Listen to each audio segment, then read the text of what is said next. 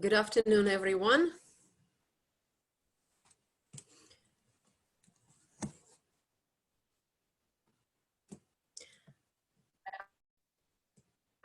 We're just going to wait a couple of minutes to let everyone join us.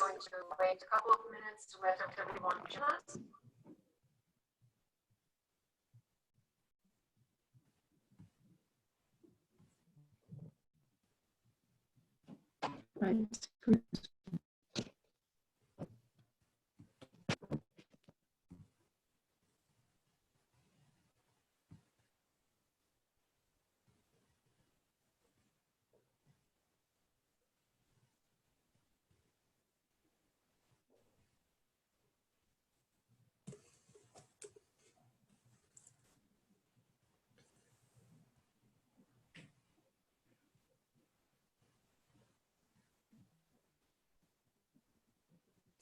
Excellent. So let's begin. So good afternoon, everyone again. My name is Ina Popova. I'm Director of Professional Development Programs at Yale School of Continuing Studies. And today our guest is Danielle Olofsson, who is a multi-talented professional. And she is a Chief Privacy Officer at the Montreal law firm BCF. She's also a certified professional in data protection and privacy. And today we will be talking about the data protection in the EU. So over to you, Danielle. Thank you so much, Ina. Please interrupt me at any either Ina or I will monitor the question box. If also please and Ina's at home, so next our immediately. And this is second last of a series on privacy and with your union and more with the states, and there are different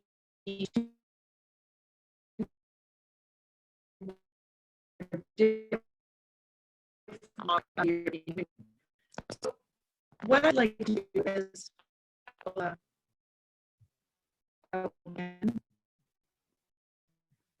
I love this.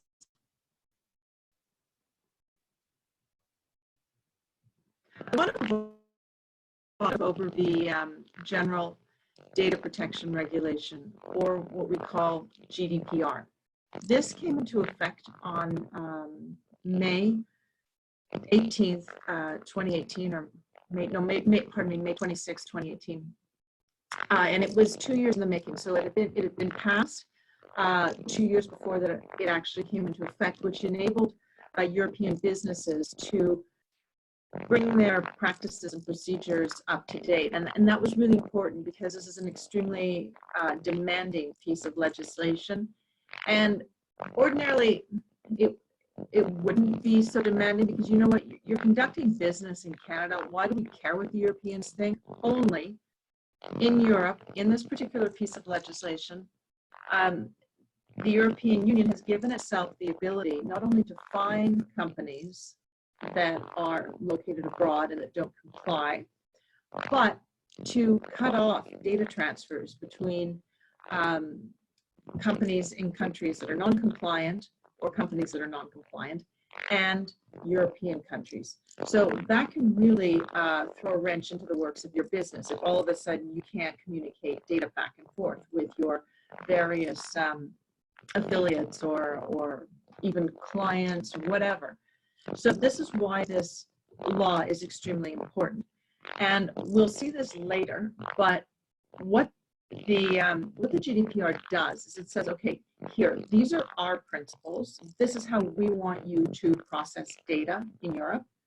And by the way, certain countries that have equivalent data protection regulation, we will recognize as being adequate, which means that companies or organizations in countries that are deemed adequate are able to transact with European companies without any further problem. But adequacy status is granted based on the fact that there is a law in place in the country in the country that we're dealing with. Now, there are only about 15 countries around the world that have adequacy status. Canada is one of them, and Canada is one of them because of the Personal Information Protection Electronic Document Act. So federally, Canada is recognized as adequate. Ironically, as we saw last week, there are 3 provinces in Canada that have their own privacy legislation and that have been exempted from the PETA, from the Canadian legislation, and those provinces are Quebec, Alberta, and British Columbia. Now, so nothing has been said about the European Union and the relationship of the European Union to the 3 Canadian provinces that have data protection legislation. And that isn't because the legislation doesn't allow for the recognition of provincial entities. It's just the union hasn't recognized our provinces as adequate. So in 2014, Quebec went before the European Union and said, okay, does Quebec have adequacy status? And the European Union said, you don't. Your legislation is out of date, and there are a number of principles that you don't recognize. So Quebec, you don't have adequacy status. And that's serious, because what that means is if the union were to act on that and enforce it, actually it was an advisory group to the union that said this, but were the union to act on this and enforce it, it would mean that Quebec companies would have to be compliant on their own and put in place a number of procedures and policies that are really quite onerous. And we'll see that at the end of this presentation. And the reason I'm talking about this in my introduction is that last Friday, the Quebec government finally introduced a bill to amend its privacy legislation. And basically what it does is it recognizes a lot of the principles, a lot of the rights, including the fines that are present in the GDPR. So it's very interesting that the effect that the European legislation has had on the Quebec bill. All right, so with no further ado, I'm going to begin with this legislation. Ina very accurately pointed out that this PowerPoint is hard to advance. Pardon me? I don't know if you can maybe adjust your... Sorry, am I not talking into the microphone? There's a problem. Where is my? Here, I will. Is this like this? Yes. Is that better? Yes, absolutely. Okay, sorry. I'll stick closer to my screen. Thank you. So what Ina quite accurately pointed out is that this is a very dense PowerPoint, and I agree it is dense PowerPoint. I do not intend to read this PowerPoint, but I want it there as background material so that if you want to review this, or if you want to come back and rewatch this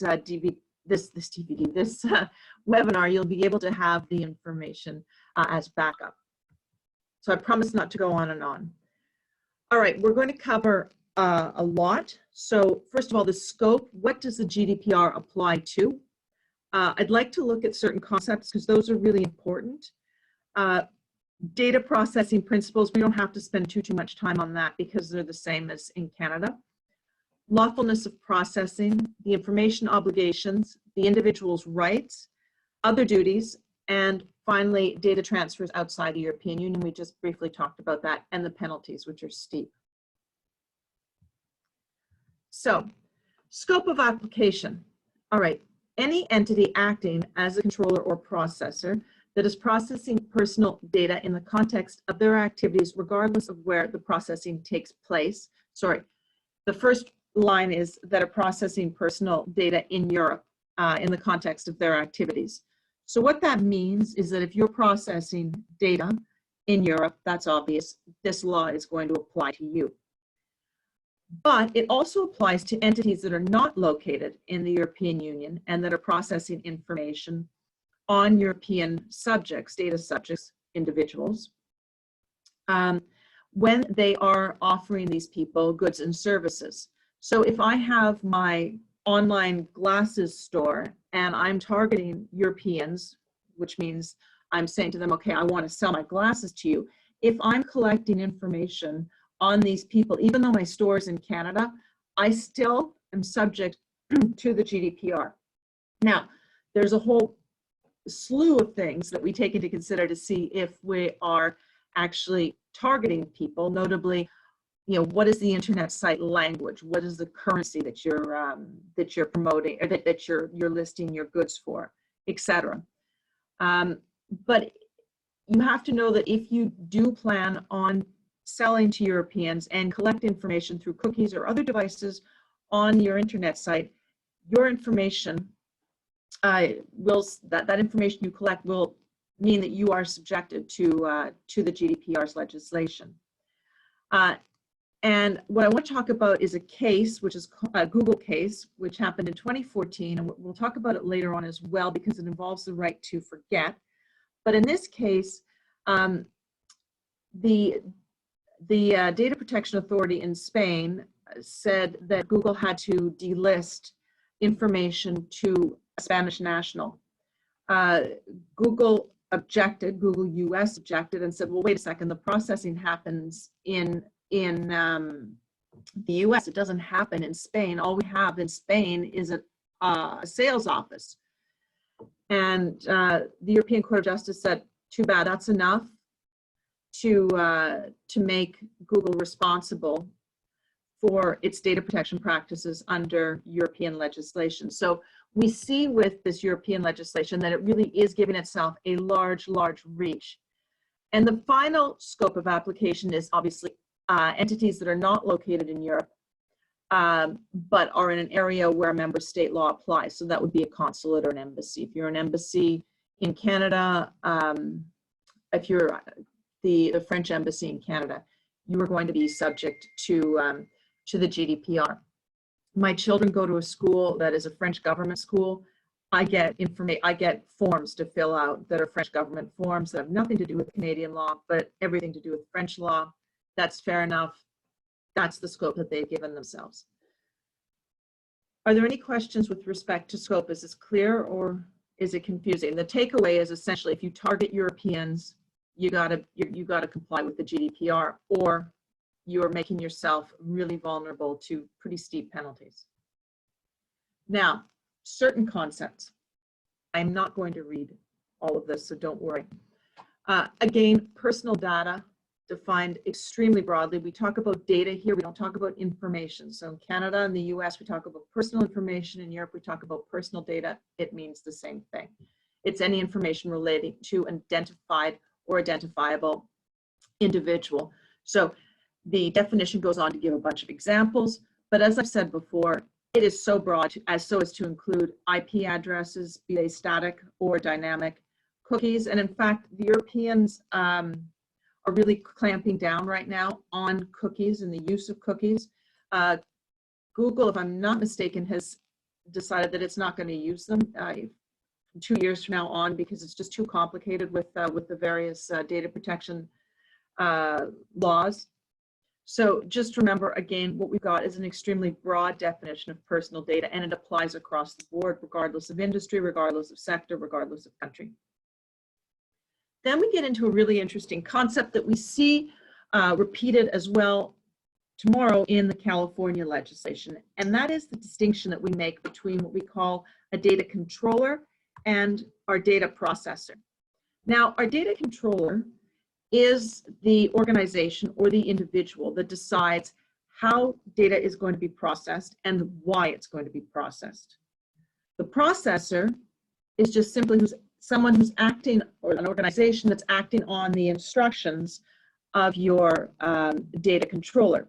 So, for example, I'm an organization, but I don't want to have to look after payroll. I decide to hire a third party, an external service provider to look after my payroll.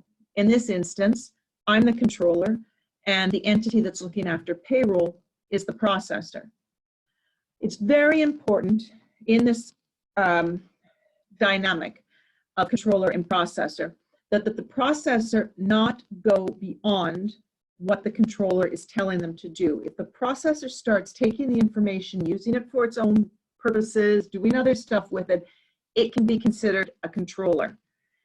And the reason you don't want that to happen if you're a processor is because your obligations are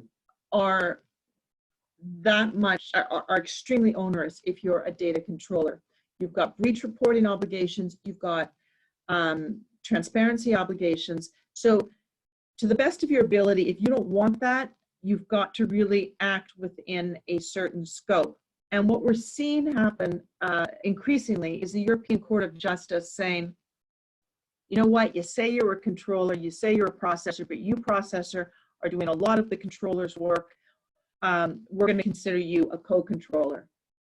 And this is an issue that has affected, for instance, the area of advertising technology, ad tech. So for instance, I want to sell my clothes online. I've got a line of clothing. I want to sell it just over the internet.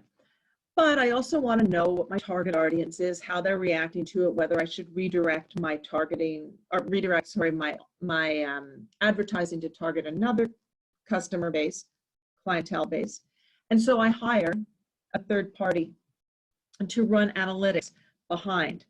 Sometimes that's okay, it's just a processor, but we've seen in several cases where companies had formed what we're using, for instance, Facebook to promote their goods, or they were promoting their goods or services on a Facebook page, or if they'd allowed Facebook to use a like button, even though Facebook wasn't the initial controller or wasn't the one that was advertised on the internet page as being the controller, the person processing the information, Facebook was held responsible as a co-controller, which makes things extremely complicated for Facebook and for obviously the controller. I think I have a, whoops, I think I have a question.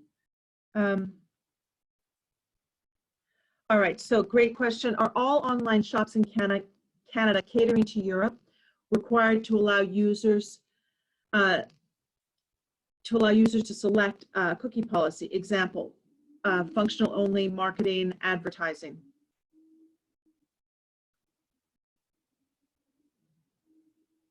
Now, this is an excellent question because it touches on something that's not resolved. Ideally, yes, and it would be best practices to have cookie options that enable the user to choose how they want their information processed, whether I just want it collected, whether I want it collected and analyzed, whether I want it collected, analyzed, have algorithms run on it, and further goods or services directed to me based on the profile that's been created. I'm going to get to this in just a second, but it's an extremely good question because it's an area, to my knowledge, the e-cookie regulation has not been finalized. It was supposed to have been finalized at the same time as the GDPR, but it's taking an awful lot of time. It's the e-cookie directive, pardon me, not regulation. And so what's happening with cookies is there's an awful lot of back and forth as to how we're allowed to use cookies right now. I'm going to just digress into this because I think it's extremely interesting. One thing that's a hot topic in Europe is cookie walls. Can you prevent someone from using your services or your goods, or sort of looking through your goods, if they say that they don't want any cookies installed? Are you allowed to do that? Probably not. And so what many people have done, or what many organizations have done, is said, okay, my services will be given to you for free if you agree to let me collect your information. And then, or if you don't want me to collect your information, you'll have to pay $12 a month for my service, or $5 a month, or whatever. And these things are called cookie walls. And the big question now is, are these legit? Are these allowed? Sorry, there's another question. No, that's the same one.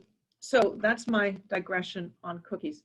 But getting back to controller and processor, you really do want to make sure that both of these roles are clearly defined, both for the sake of the controller and for the sake of the processor.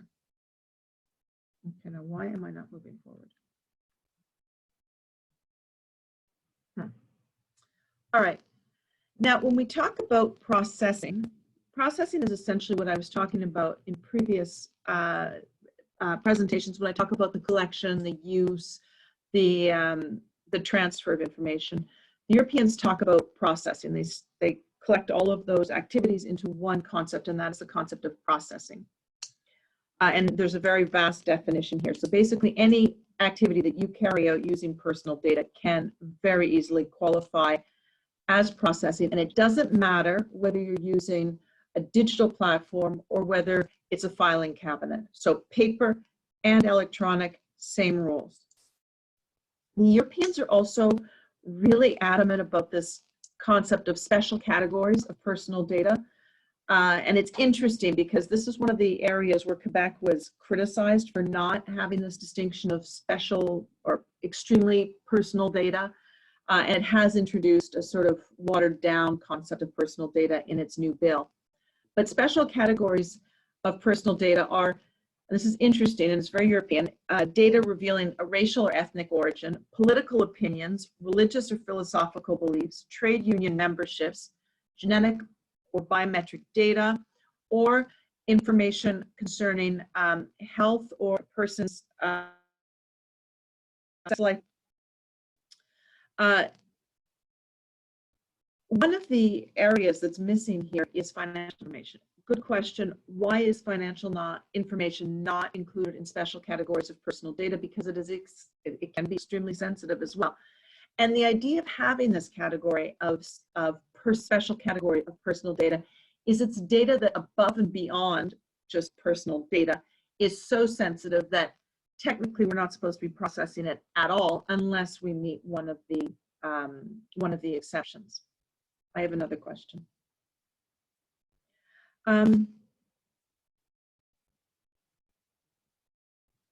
What about archives made post GDPR? Are archive content subject to GDPR?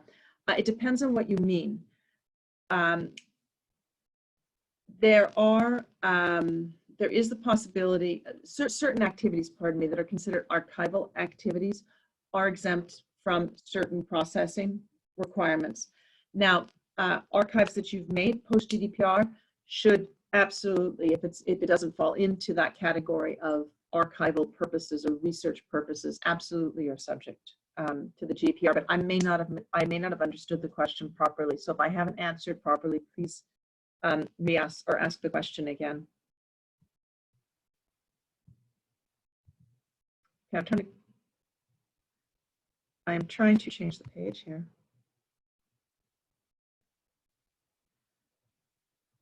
All right. So let's move on to the data processing principles. Data processing principles, we saw these in the previous presentations. They insist, or the GDPR insists that data be processed lawfully and fairly. So this is a principle of transparency, that the purpose be limited, so you can't, as with Canada, as with health information, you can't use data beyond the purpose that you specified. You have to limit it to what is absolutely necessary, and you have to ensure that it's accurate. Accuracy, incidentally, the European Union has been extremely adamant about this particular criterion with respect to COVID tracking devices. They've really paid a lot of attention to accuracy.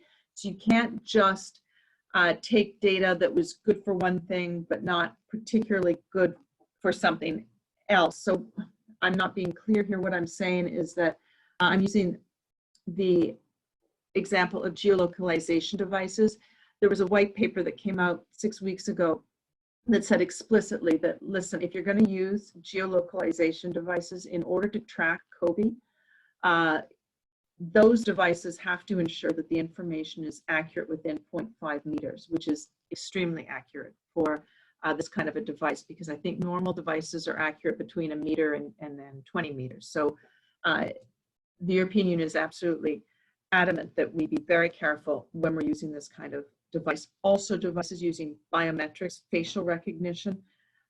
You can't just use facial recognition technology that is accurate for certain cultural groups and not others. That just means that a whole segment of your population is deliberately targeted because your information is inaccurate. So just be careful about that when it's an important one, and it's becoming increasingly important with biometrics. The other principles are obviously storage limitation. This is where I get back to the question on archives. If you're archiving material, be sure to be archiving it for a reason. So if you no longer need the information, don't keep it. It's not a good idea to keep it unless you think that you could be vulnerable to lawsuit, or unless you have reporting obligations. Again, storage limitation in Europe is another question mark, because whereas the GDPR says minimal storage time, you've got tax legislation, you've got other legislation says, wait a second, you've got to keep records a certain amount of time. So there's a bit of a tug of war going on here. But if you do not have a compelling reason to keep information, don't keep it. Integrity and confidentiality, this comes up again and again. You got to keep the information safe, and you've got to keep it so that it can't be altered, so that people can't have access to it if they shouldn't have access to it. And finally, we get to the principle of accountability. Another principle that we see the European Union to be making some, the Court of Justice to be making some pretty clear decisions on the importance of accountability. And what I mean by that, again, is that if you are processing information, please, you have to be clear as to what you're processing it for. What kinds of information are you using?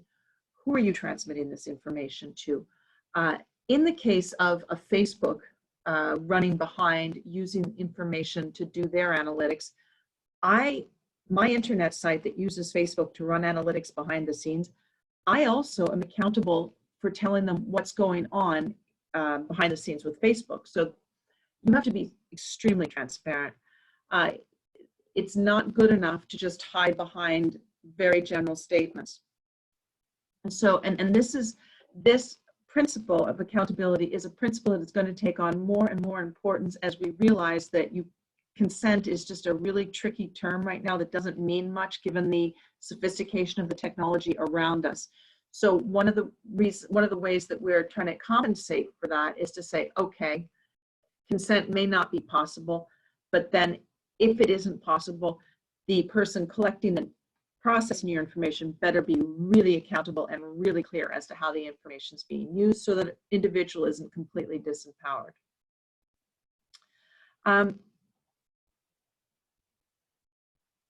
Now, in European legislation, it's a very, very consent-based model. So I have to, if I'm an organization, I want to process, I have to, the data subject's consent if I can process the information, and I cannot process more information than is absolutely necessary, even if I do get consent for that activity. The European Union has said, okay, yes, consent is a great basis for processing, a great, lawfulness of processing. But you know what? There are certain conditions where consent is just not possible. And one of these and so then they've introduced another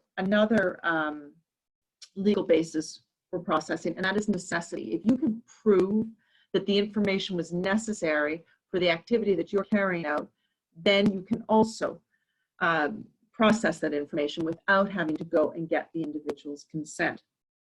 I want to be clear on one thing though. If I'm processing information based on necessity, that does not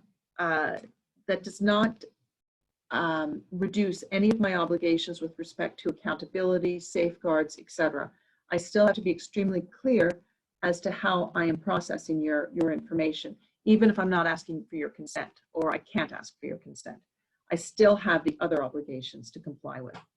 So if I need your information to perform a contract, I can get that information without necessarily having to go and ask for your consent. Perfect example, employment contract. I need to know your bank account number if I'm going to make a direct deposit. I need to know your social insurance number. I may need to know other information. I may need to have your passport. I may need to prove citizenship, residency requirements. So those are pieces of information that I absolutely need in order to hire you. Now, I shouldn't be having to run around and ask for your consent in order to get those. So it recognizes that situation. Also, to comply with the legal obligation, as an employer, for example, I'm obliged to remit certain information to taxation authorities. I shouldn't have to go and ask for your consent in order to do that. That is an obligation, a legal obligation that is incumbent upon me. So in that instance, I don't have to go and ask for consent. To protect the vital interests of somebody, so if somebody's been hurt or I think they're about to be hurt, I can disclose personal information that I have about that person in order to prevent them from being hurt or in order to help them if they are hurt. And then there's the fourth one is not, I mean, it's for tasks carried out in the public interest or exercise of an official authority. That I'm not going to go on about. But the fifth criterion is very interesting, for the purpose of the legitimate interest pursued by the controller. So if I have a legitimate interest in your information, I have the right to go and collect it without asking for your consent. A good example of this, and one that is recognized in the directive, is marketing. If I'm a business, it's recognized that I need to be able to market my goods and my services. And in that context, I am allowed to go and collect your personal information.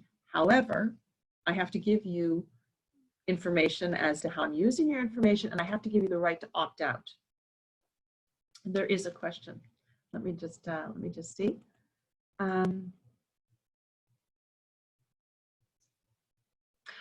Are providers like Facebook and Google required to remove bias in their profiling of users to comply with the GDPR?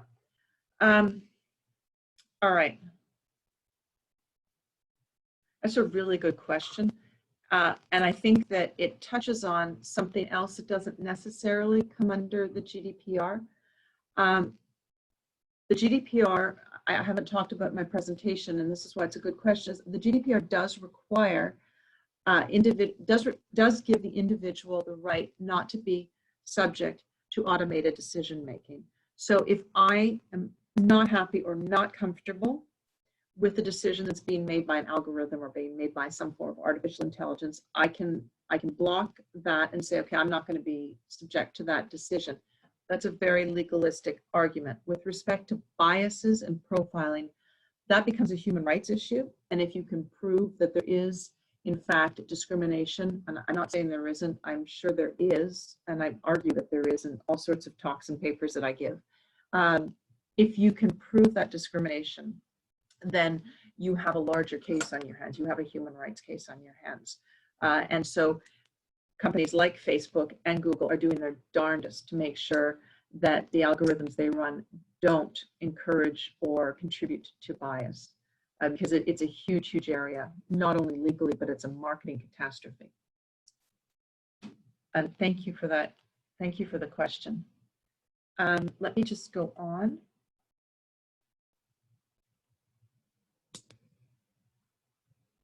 Now, the next set of slides, I'm not going to run through, but what they're here to prove, well, first of all, they're here to give you some basic information, but they're also here to prove why you don't necessarily, unless you have to be, you don't want to be considered a data controller, because you have tremendous obligations with respect to disclosure. And this is some of the information that you have to provide in your notice when you're collecting or processing information on somebody. So your identity and contact details, the details of data protection officer, why you're collecting, how it's going to be used, how long you're going to keep it for, all of the rights that I have, we're going to see those in a second, all of the rights the individual has with respect to their information, where the information is going to be kept. However, if the individual whose data is being processed already has this information, you don't have to provide it, but you've got to be really, really, really careful that they already do have that information. So I brushed over this quickly because I don't think there's a lot of value to be gained by going through it piece by piece, but it's to say that if you're a processor, you really have a huge obligation. Then if the information is not collected directly from the individual, but say from a third party, I also have a huge obligation.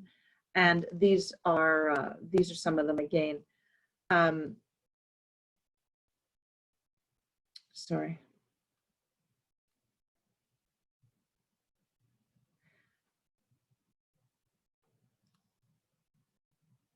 If information is not being collected directly from an individual, you have the same obligations to provide transparency with respect to how you're going to collect and process the data, and you have to do that at the latest 30 days after you've collected that data. So it's not just a question of collecting data from a third party and sitting on it because, hey, you weren't the one collecting it. No, you still have that obligation to go inform the individual of the data that you're collecting. If you're collecting it for marketing purposes, you have to be clear that they have the right to opt out. You have to give them that right to opt out.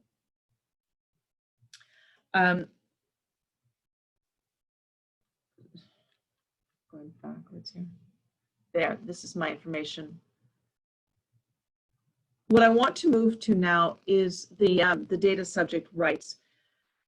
We've dealt with these a little bit when we talked about the Canadian legislation, but I really do want to look at them in more detail right now because they're important. An individual always has the right to access their information. And what that means is that the individual has the right to ask me if I'm collecting their information, whether I'm collecting information, and what information I am collecting. And I have to respond to that within a month. So that could be 28 days, best practices, because you have the month of February. And the individual has a right then to receive that information.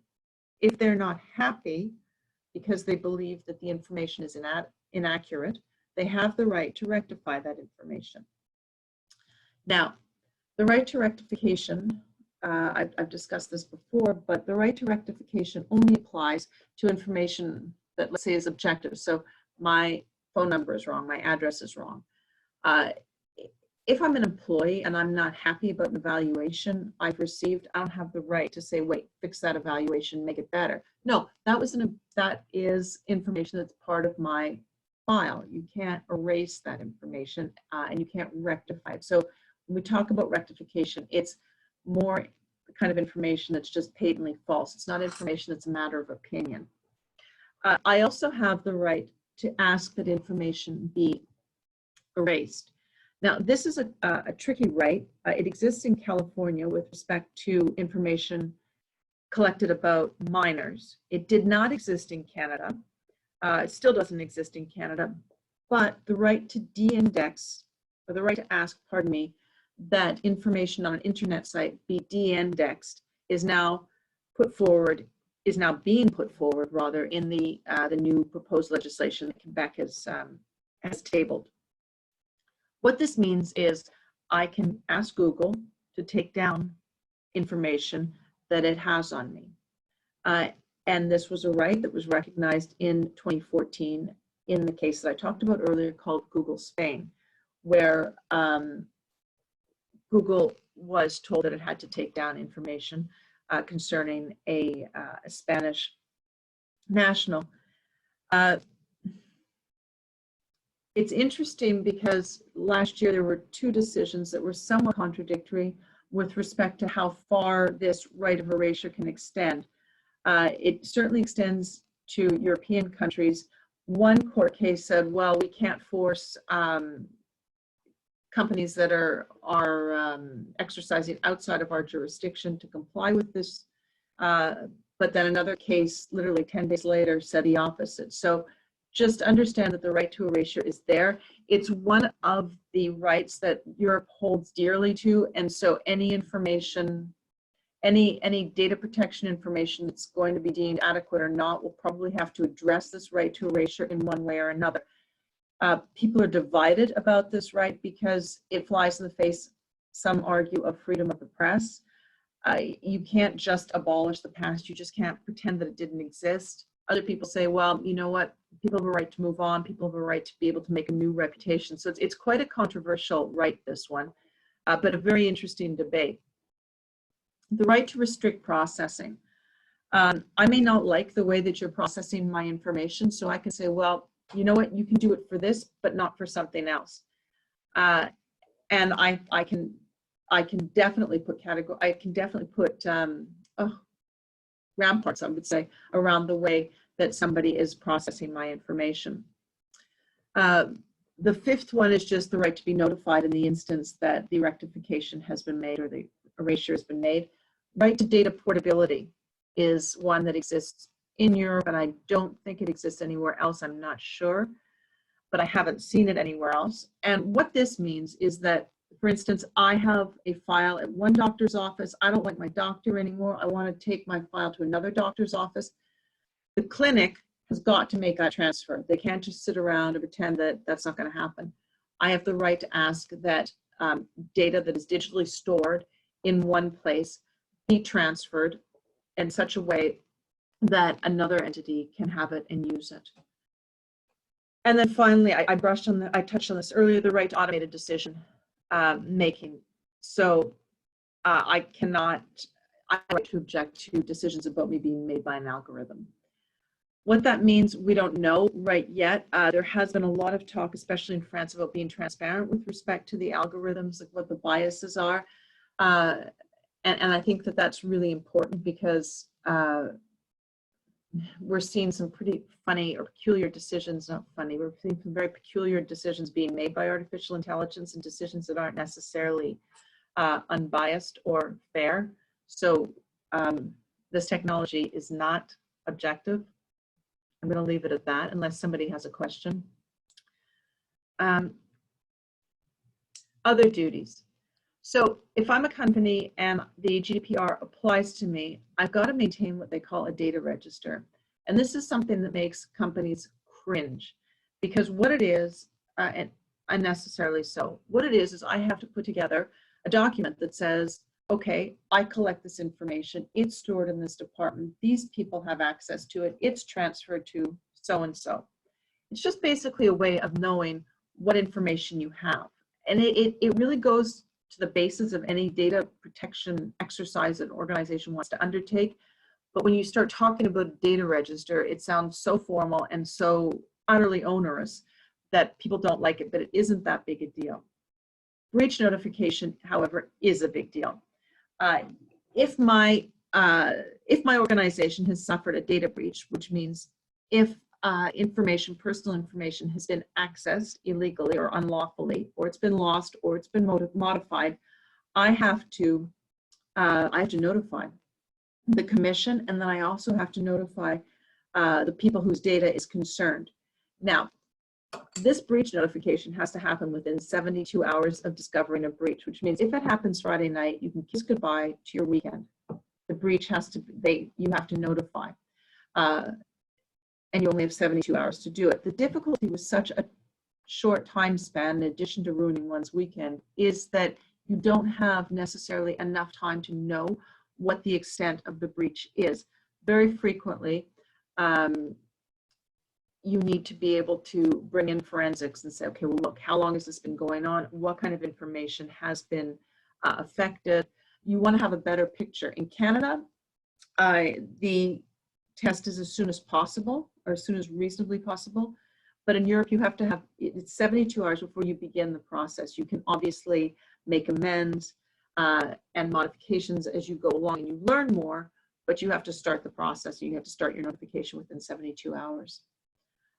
You have to undertake a data protection impact assessment, which is a big word for saying that if I'm going to introduce technology or programs that I think may have an effect on the way that personal information is handled within my organization, then I need to run a study. And it's not complicated. I just have to identify the information, identify how the new process or technology will affect this information, and what can be done to mitigate any possible violation or breach of or harm to a person's privacy or data as a result of this new program or technology. Again, it's not a very difficult process, but it's one that's really necessary. And then, as a data controller, I have to ensure that my data processor, the person I'm telling to process the information, is competent. And what that means is that I can ask, and I should ask, that the person be compliant with the GDPR, not just certify or write a letter saying they're compliant. That isn't good enough. You have the right to audit. Ask for an audit. Go to the premises, see how they work. Because ultimately, if the data processor messes up, the data controller is on the hook. You have the responsibility for the way that the data processor is behaving. Now, it may not be your fault. They may have there may just be there may just be hacking, which nobody can control, in which case both parties address it, notify their people, and try to control it. But you do have an obligation. If you're a data controller, you have obligations with respect to the people whose data you process, and one of those obligations is to ensure that your data processor is competent. Are there questions? No. Okay. And I get to the last point here, which is data transfers outside the EU. I talked about this at the beginning of the presentation. How this works is the European Union will allow data transfers outside of the European Union in the event of several things. So one of them is adequacy status. Another one is appropriate safeguards. And by appropriate safeguards, we're talking about legally binding and enforceable instruments between public authorities or bodies, binding corporate rules, standard data protection clauses adopted by the Commission, standard data protection clauses adopted by a supervisory authority and approved by the Commission, or certification mechanisms. These are extremely hard, not hard, but they're a real challenge to comply with if you're a small business. So what you want to do is, if you're in a jurisdiction that is compliant, such as Canada, you want to get compliant with Canadian legislation and then trust that that will keep you compliant with respect to European legislation. But you have to be aware that if Europe is unhappy with the way that a company processes information, it will impose fines, it will impose penalties. Now, I want to come back to adequacy status. Canada has adequacy status. The United States does not have adequacy status. What the United States has put in place is a safe harbor, which is an extremely shaky grounds for processing, and it's largely, I think, due to the fact that the United States doesn't have a federal privacy law that is as comprehensive as the European law. So what the Federal Trade Commission has agreed to do is to certify companies that meet certain data protection standards as compliant with the U.S. safe harbor provision. It's tricky because the FTC doesn't apply necessarily to transportation or to financial services. So it's complicated, and it's not the safest ground or it's not the safest I guess cape to fly under. It's much better if you are in a country that has adequacy status. We are terribly concerned in Canada right now because our data protection legislation isn't anything near what the European legislation is, and so we're a little nervous that we're going to lose our adequacy status, although people say that never happens. Adequacy status is not something that's granted for life. It's granted for 4 years, and it's up for review every 4 years. And had it not been for COVID, I think we were supposed to be up for review this spring.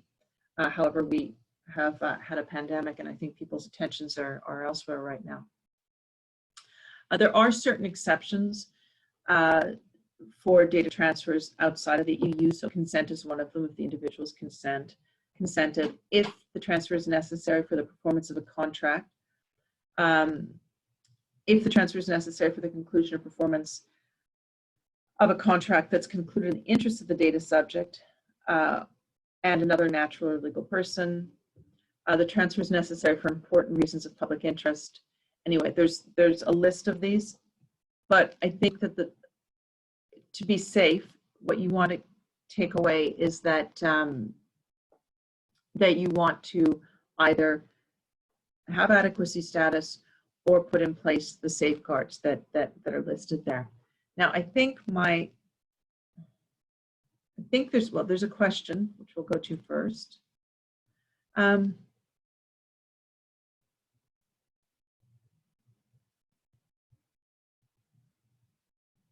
oh, this is a great question. Data processors are often multiple people.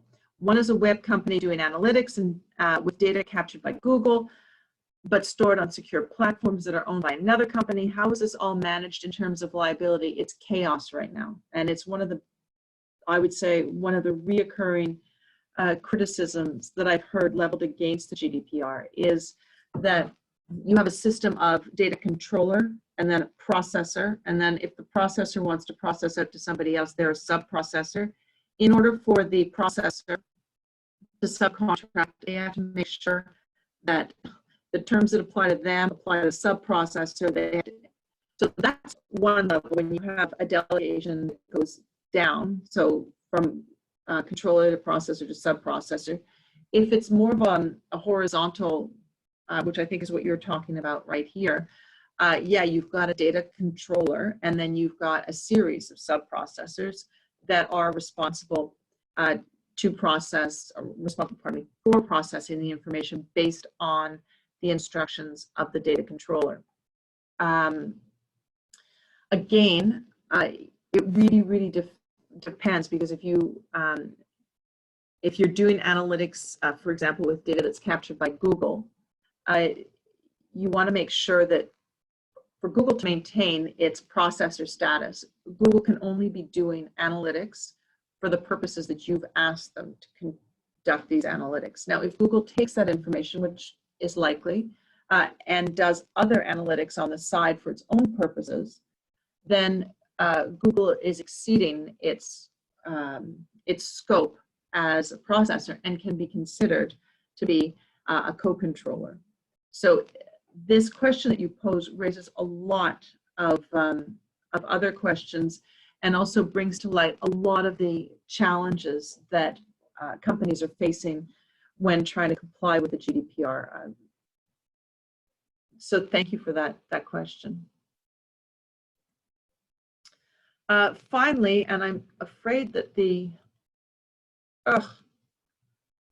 penalties page seems to have gone into a series of squares, which I'm not quite clear about, but understand one thing, and that is, if you are considered to be in breach of the GDPR, the European, the regulation rather, will impose fines that can be of, depending on which category of, which articles you're in breach of, it can be either 20 million euros or 2% of your annual revenue, or $40 million and 4% of your annual revenue. So you really don't want to be found to be in violation of the GDPR. The highest fine that I know of so far was 50 million euros. It was imposed on Google at the beginning, if I'm not mistaken, of 2019, because it was believed that their privacy notice was not sufficiently transparent, or was too complicated to use with respect to getting access and information on how, making an access request, pardon me. And so this was a fine that was issued by the French Data Protection Authority, and it was a 50 million euro fine, which is steep as far as I'm concerned. So that gives you an example of where the European Union is going with this. Are there any questions before I summarize? Okay, so the takeaways are that the GDPR is a comprehensive data protection regime.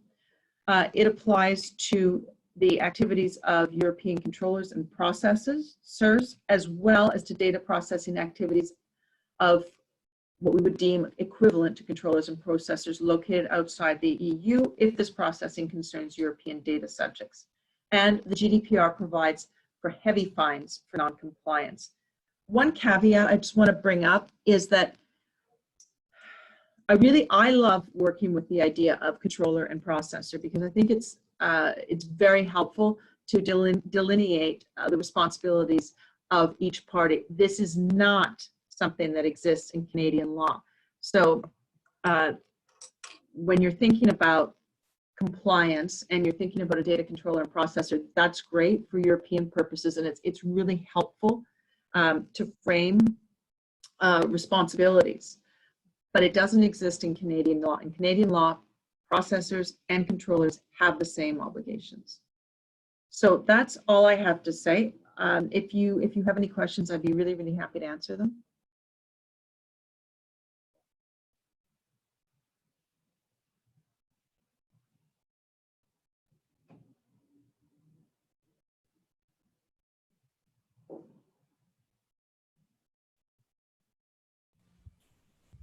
Ina, are you still on? Yes, I am. Thank you so much. Okay. If we don't have any questions, then first of all, my apologies for all the technical issues that we had today. I guess the internet connections were not very stable. Question. So we Ina, I think we have a question. I'm very excited. Maybe do have confirmation now, but we are having an issue again with the sound. Oh, no, sorry. A That's Canadian great. bank is, that's better? Yep. Okay, a Canadian bank is offering an identity protection service to its customers. It subcontracts a third party based in the US, which stores the personal information on the bank's customers in the US. The personal information of the customer is protected under which law in this case, Canadian or US? The US law will apply, and your case is a good one because we've had this kind of a scenario occur, and the Canadian Privacy Commissioner has actually pronounced on it, saying that if you transfer information outside of the country, you have to expect it to be subject to the laws of the jurisdiction to which you transfer it. That said, you still, as the bank, have an obligation to say to the customer, listen, I will be storing your information in the US or in whatever jurisdiction. If you don't like it, don't participate. It's part of your transparency obligation, but yes, it'll be American law that applies. So thank you for that question.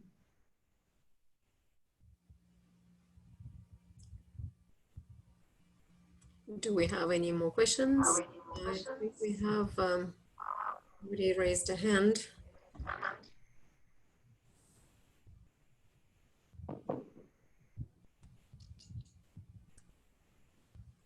Danielle, are you able to see who is the person with the raised hand? You have the I host don't.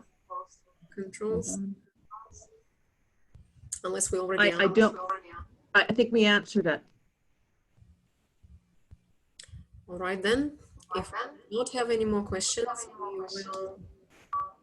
No, Bernhard, GDPR needs to be applied to be effective. Indeed, and thanks for the great presentations. Best wishes from Germany. Thank you so much. It's great to have participants from Germany in our webinars. Can I just say something about the German participants? Thanks to Germany, because one of my mentors in this is actually a German lawyer and has helped me so much with the GDPR. And Germany really leads the pack in this area. So it's really, that's very cool. Excellent. So thank you very much again. I think we have one more question. No, it's not a question. Thank you. Well, thank you everyone for participating today. And again, apologies for the sound issues. We will distribute the recording of the presentation. Of course, we will do what we can to edit and see if we can fix the sound issues. Danielle, I just wanted to ask you, given that we had these issues with the sound, would you be okay with distributing the actual PDF of the presentation to somehow compensate for maybe some information that was lost whilst we were presenting? So then we'll do that. So thank you very much again. And tomorrow we have another presentation where Danielle will be talking about the US approaches to data protection. So if you would like to join us tomorrow at 1:30 p.m. Montreal time, then we'll be happy to see you again. So thank you very much, Danielle, and thank you. Thanks a lot, Ina. For attending, and we'll see you tomorrow. Thank you.